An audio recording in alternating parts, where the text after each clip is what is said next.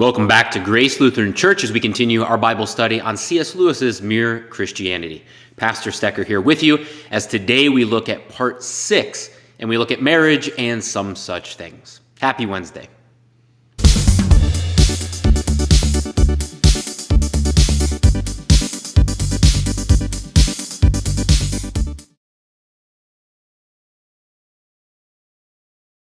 So we have a lot to cover today.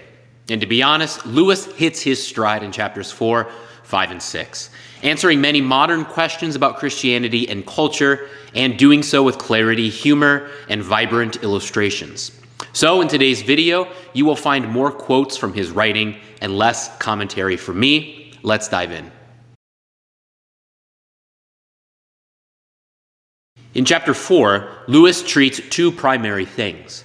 First, he treats the interaction between psychoanalysis and morality, or to put it another way, our physical and psychological mental health, along with moral demands put on us. How the two interact and differ.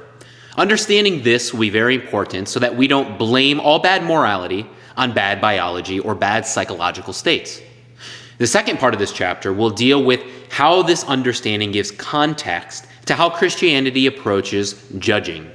Lewis refers to psychoanalysis because this was a mainstream and popular psychological teaching of his day. In summary, Freud's theory was that experiences in our life, especially our early life, cause long-term scars or effects on our psychological state later in life. And so, everyone finds themselves with a certain set of presets or dispositions later in life, urges, desires, tendencies, and personality traits. And these are what decide what we do and what actions we choose later on in life. Lewis makes an important distinction, saying that these experiences certainly shape us, but they do not control us, and that the job of morality is actually to help mold everyone, whatever their previous dispositions are, in such a way that each individual human machine can run in a more healthy manner. Lewis puts the distinction this way. When a man makes a moral choice, two things are involved. One is the act of choosing. The other is the various feelings, impulses, and so on, which a psychological outfit presents him with, and which are the raw materials of his choice. Now, this raw material may be of two kinds. Either it may be what we call normal. It may consist of the sort of feelings that are common to all men, or it may consist of quite unnatural feelings due to things that have gone wrong in his subconscious. Thus, fear of things that are really dangerous would be an example of the first kind, and a rational fear of cats or spiders would be an example of the second kind. The desire of a man for a woman would be the first kind, the perverted desire of a man for a man would be of the second. Now, what psychoanalysis undertakes to do is to remove the abnormal feelings. That is, to give the man better raw material for his acts of choice. Morality is concerned with the acts of choice themselves. Notice that both Freud and Lewis agree that experiences or biology may lead to abnormalities. This is the first key step. We must acknowledge what is good and healthy in order to understand what is not, what is an abnormality. If we have a problem with acknowledging the healthy and normal, Lewis would tell us to go back and read Book 1, where his whole point was that there is an objective normal or right set of dispositions. Second, Lewis admits that specific psychological principles, things you would undertake when seeing a counselor, are very good for people to do. The science of psychology can help treat some of the abnormal feelings and dispositions, such as an explosive anger issue or an inability to communicate with a spouse. However, Lewis notes, this only sets the stage for the real life of moral wrestling. For at this point, free choice comes in. Each individual must now make conscious decisions on how to act and in what ways. Lewis notes that this is where morality is concerned. Morality now gives us directions on what choices to make and how to make them. Lewis then moves on to show how this actually sets the stage for an important Christian concept, judging others. For we as Christians always judge wrong actions, and we call them wrong. The Bible does so and adamantly calls on us to do the same. But we do so in such a way that we don't make judgments on the overall state of that person. We don't say, that man is a bad man, but we say, that man has acted wrongly. Lewis puts it this way: that is why Christians are told not to judge. We see only the results which a man's choices make out of his raw material. But God does not judge him on the raw material at all, but on what he has done with it. Most of the man's psychological makeup is probably due to his body. When his body dies, all that will fall off him, and the real central man, the thing that chose, that made the best or the worst out of this material, will stand naked. All sorts of nice things which we thought our own, but which were really due to a good digestion, will fall off some of us. All sorts of nasty things which were due to complexes or bad health will fall off others.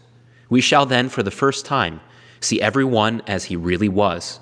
There will be surprises. Lewis makes the important point that we all start off with different raw materials, or we could call it mental health.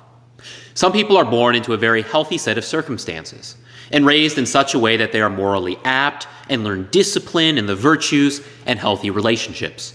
These people will not struggle in the same way with normal moral challenges. At the same time, others will be in such a state that very simple moral commands are tremendously difficult. We may call one a good man and the other a bad, but God clearly sees the scars that have been left by the world and sees the inside man, what stands outside of the raw materials. God asks both men to improve, both to work to grow in their understanding. Lewis defines how the central or inner man, the one that only God can see, is what he is ultimately concerned about.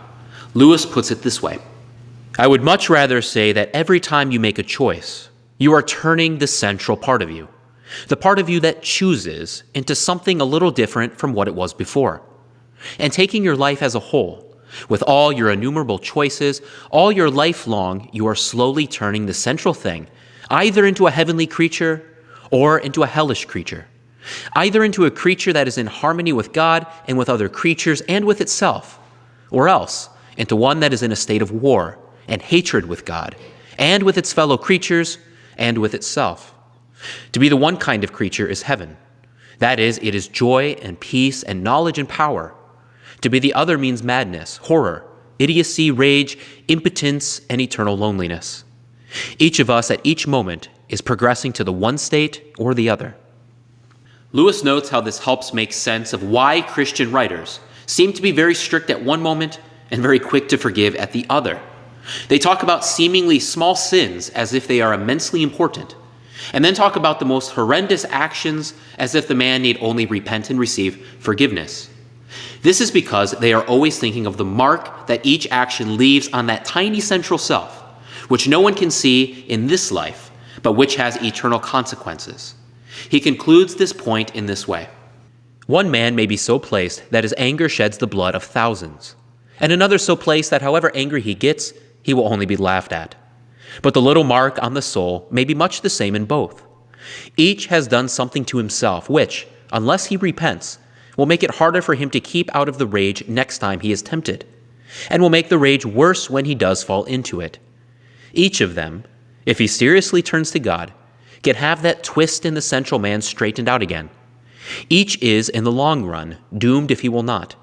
The bigness or smallness of the thing seen from the outside is not what really matters.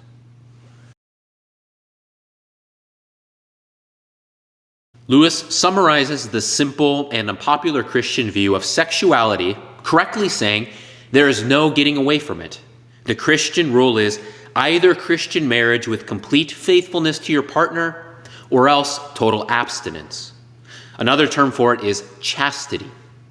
Now, Lewis points out that this is contrary to our desires and instincts, so much so that obviously either Christianity is wrong or our sexual instinct is wrong. How you answer that either or will utterly change the way you view the subject of sexuality. Lewis, of course, along with myself, take the side of Christianity and assume that our instinct has gone wrong. Let's explore. Lewis points out that the sexual desire is like all desires we have. It is there because sex has a purpose. We have a desire to eat because we need food, a desire to drink because we need water, to converse with others because we were made for relationships, and a desire for sex because it produces children, just as a food prepares the body. But just as the appetite for food can become inflamed or unhealthy, causing a man to overeat and harm himself, the appetite for sex can also go awry. Lewis puts it this way: you can get a large audience together for a striptease act. That is, to watch a girl undress on the stage. Now suppose you came to a country where you could fill a theater by simply bringing a covered plate onto the stage and then slowly lifting the cover so as to let everyone see, just before the lights went out, that it contained a mutton chop or a bit of bacon. Would you not think that in that country something had gone wrong with the appetite of food? And would not anyone who had grown up in a different world think there was something equally queer about the state of the sex instinct among us? Lewis goes on to say that one explanation for this predicament could certainly be starvation. A village that is starving may become inflamed and obsess over food. However, he says, all the evidence shows that his age, and certainly ours to an unfathomable degree, has indulged in sex and made it as public and perverse as any time in history since the pagan times. Thus, the ongoing obsession with sex shows not that there is starvation, but that there is an unhealthy obsession, an inflamed sexual instinct, to put it another way. Lewis goes on with this comparison to point out that while food perversions are very rare, in other words, using food in abnormal ways or for things other than eating, sexual perversion are numerous and very hard to cure, and that the media, movies, and books and publications are greatly to blame. Now, to put this in context, Lewis is writing well before the explosion of Hollywood, decades before the internet and handheld phones. In other words, once again, he would be astonished beyond reckoning to see how much further things have gotten in our own day. But to put all of this in perspective, look at what he says about this issue 70 years ago. The reason why I must is that you and I, for the last 20 years, have been fed all day long on good solid lies about sex.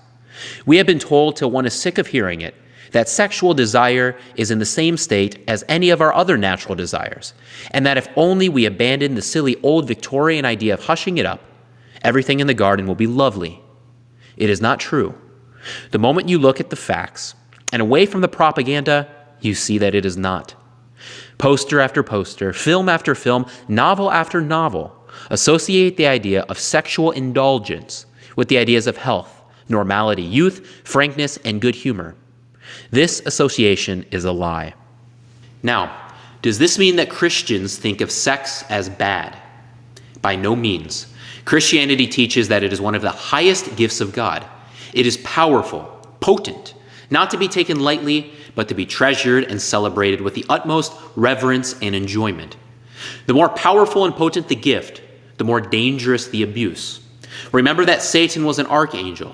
The higher one is, the more dangerous they are when they fall. And it is the same with God's gifts. Instead of thinking of sex as bad, Christianity celebrates it, but believes that it must not be abused. Lewis puts it this way: I know some muddle-headed Christians have talked as if Christianity thought that sex, or the body, or pleasure were bad in themselves. But they were wrong. Christianity is almost the only one of the great religions which thoroughly approves of the body, which believes that matter is good, that God himself once took on a human body, that some kind of body is going to be given to us even in heaven, and is going to be an essential part of our happiness, or beauty, and our energy. Christianity has glorified marriage more than any other religion, and nearly all the greatest love poetry in the world has been produced by Christians. If anyone says that sex in itself is bad, Christianity contradicts him at once. So what then is the answer? Well, we must keep three things ever before our mind. First, the Christian approach to sex is extraordinarily simple. God gave us a manual with the gift, between a man and a woman, only in marriage, and absolute fidelity. The manual is simple. The first thing is to stand by the manual. Don't think you can outsmart it. But secondly, we acknowledge that our sexual instinct is damaged. Some are damaged more than others. As we said in the last chapter, we have all been given different raw materials. This, of course, doesn't change the rule book, the manual that goes with the gift, but it does mean that there will be challenges. We must acknowledge and understand these challenges, not give in to them, but understand that God works hard to help us, and forgiveness is present in this discussion. Lewis gives some wise and comforting words about the situation we are in. He says that there are people who want to keep our sex instinct inflamed in order to make money out of us. Because, of course, a man with an obsession is a man who has very little sales resistance. In other words, there are people working to inflame our broken sexual instincts. Lewis goes on to comfort us by saying, God knows this situation. He knows our situation. He will not judge us as if we had no difficulties. What matters is the sincerity and perseverance of our will to overcome them. God knows our struggles. But this, of course, doesn't mean that he changes the rulebook. He wouldn't be a loving God if he did. The rulebook came with the gift because if we use the gift in any other way than how it was intended, the gift will become a curse and it will harm us. There's no way around that. But God's love does mean not supporting us as we harm ourselves, but instead understanding the scars and the brokenness that we bear and offering us forgiveness when we repent and strength as we set off in the direction that God has given us for healing. Lewis gives this encouragement as to how we find healing for our sexual struggles. You must ask for God's help. Even when you have done so, it may seem to you for a long time that no help, or less help than you need, is being given. Never mind. After each failure, ask forgiveness. Pick yourself up and try again. Very often, what God first helps us towards is not the virtue itself, but just this power of always trying again. For however important chastity, or courage, or truthfulness, or any other virtue may be, this process trains us in habits of the soul, which are more important still. It cures our illusions about ourselves and teaches us to depend on God. We learn on the one hand that we cannot trust ourselves even in our best moments, and on the other that we need not despair even in our worst, for our failures are forgiven. The only fatal thing is to sit down content with anything less than perfection. And there we see how God works through our struggles to strengthen our relationship with him. And this is the third takeaway. 1, God has given us the manual. 2, by our very nature, we are going to have instincts which tell us to do things contrary to that manual. These will only hurt us. And others also will try and influence us in that direction of harm. And 3, our final calling is to lean on God, to turn to him over and over and over again for both forgiveness and strength. This will teach us to first rely on God, and it will help us find strength and healing and an appreciation for the gift as God intended. Finally, Lewis puts this entire conversation in its proper perspective, reminding us that it is of the utmost importance, but that Christianity does not consider chastity to be the supreme vice. He says this: "The sins of the flesh are bad, but they are the least bad of all sins. All the worst pleasures are purely spiritual. The pleasure of putting other people in the wrong, of bossing and patronizing and spoiling sport and backbiting, the pleasures of power, of hatred. For there are 2 things inside me, competing with the human self which I must try to overcome. They are the animal self and the diabolical self. The diabolical self is the worst of the 2. That is why a cold, self-righteous prig who goes regularly to church may be far nearer hell than the prostitute. But of course, it is better to be neither."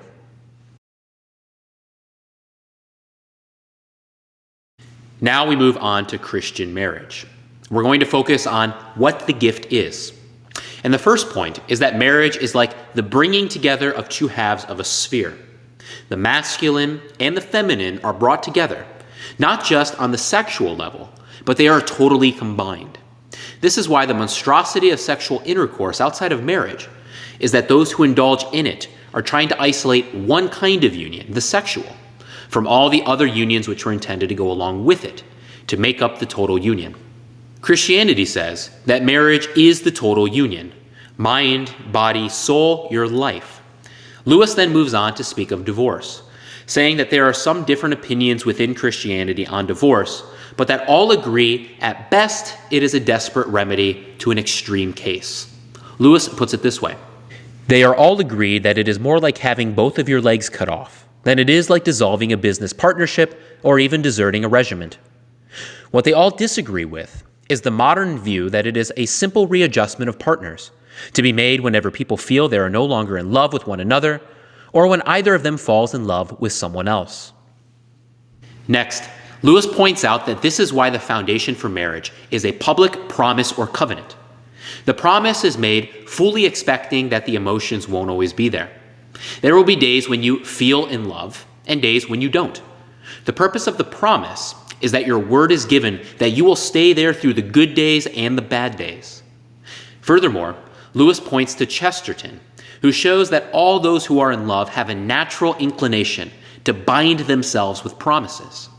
Love songs are full of vows of eternal consistency, meaning that Christianity is only cementing something which is natural to love, eternal constancy.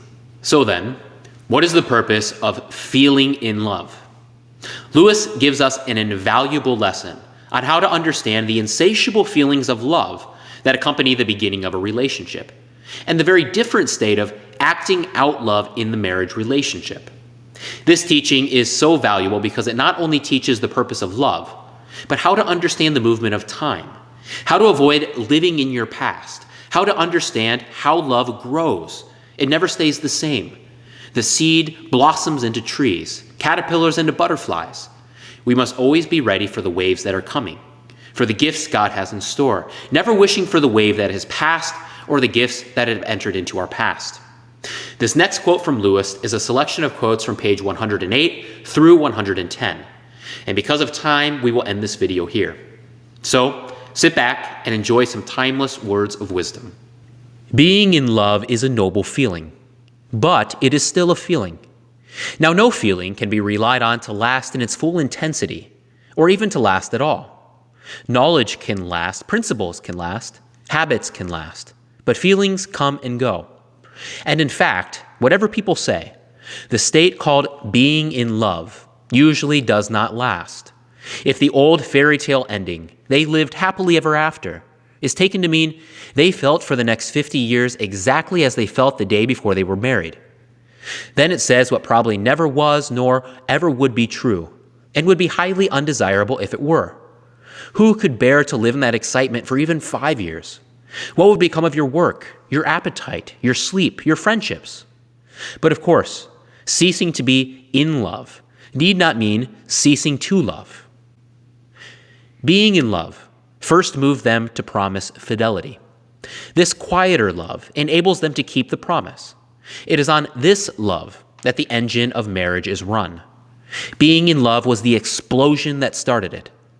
People get from books the idea that if you have married the right person, you may expect to go on being in love forever.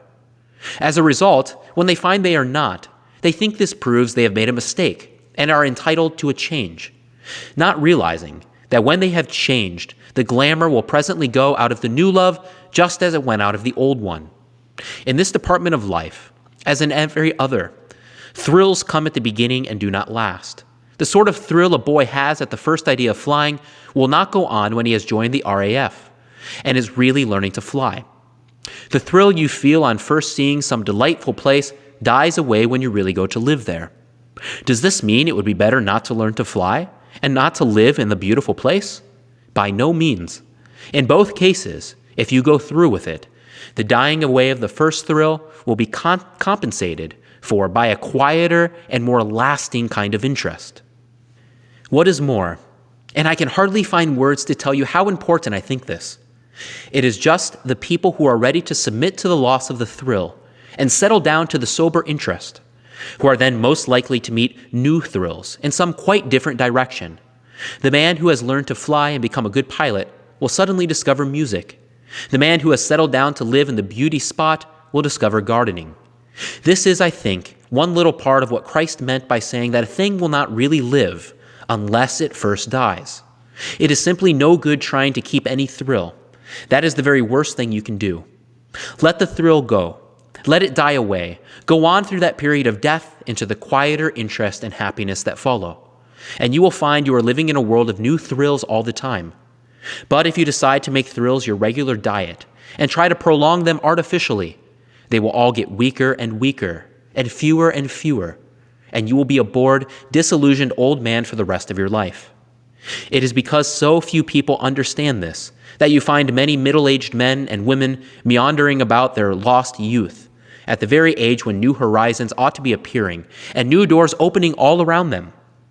It is much better fun to learn to swim, than to go on endlessly and hopelessly, trying to get back the feeling you had when you first went paddling as a small boy.